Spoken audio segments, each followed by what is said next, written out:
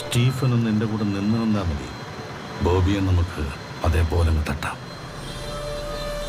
ഉപദേശം കൊള്ളാം വർമ്മ സാറേ. പക്ഷെ ചെറിയൊരു പ്രശ്നമുണ്ട്. തൻ്റെ തന്തയല്ല, എൻ്റെ തന്ത.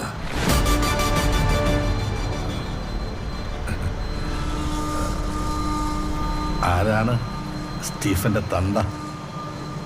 അല്ല, അത് പി കെ രാമദാസ് ആണെന്നൊരു